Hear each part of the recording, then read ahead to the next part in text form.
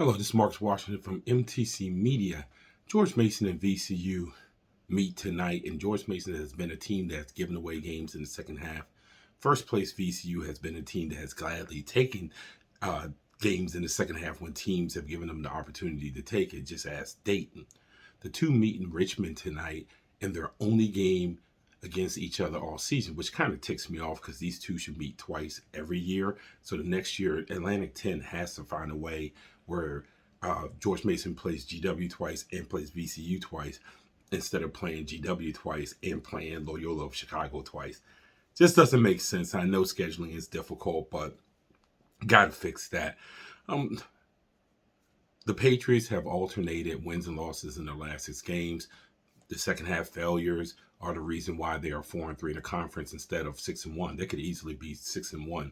The root of the failure is the defense. George Mason is letting conference opponents shoot around 50% in the second half of games.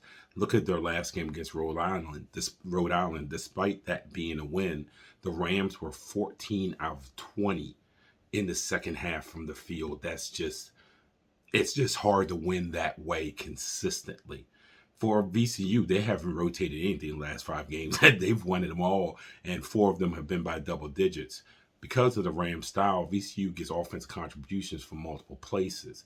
Brandon Johns leads the team in scoring, but this is one of those teams where there really isn't a central scorer because it could be Johns, it could be Ace Baldwin, it could be Jameer Watkins.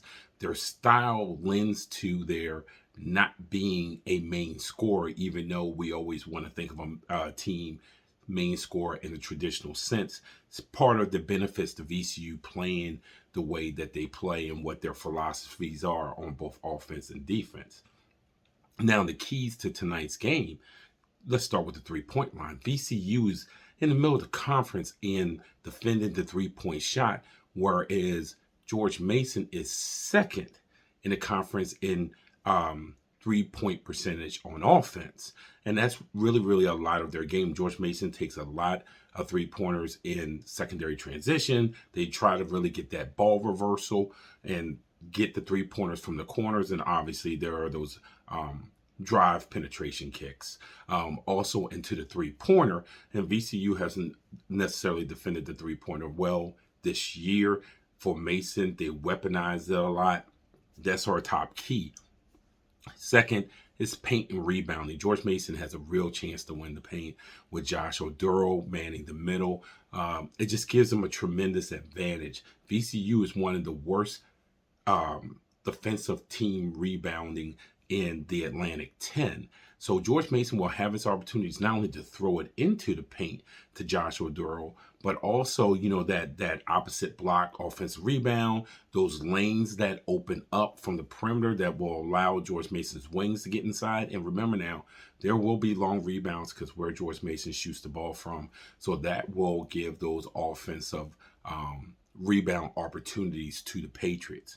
And last but not least, transitioning from defense to offense. No one does it better, or hardly anyone does it better in the Atlantic 10 than VCU. They get from their defense to offense quick in various ways, whether it's off of an opponent's turnover, whether it's off of what Mike Rose likes to call a shooting turnover, when their defense gets you frenetic and you have guys taking shots that they really aren't used to taking, or they're taking it earlier in the clock than what they want to take, and you get that rebound, and they've just flipped that switch from defense to offense so quick, it gets them out into their break.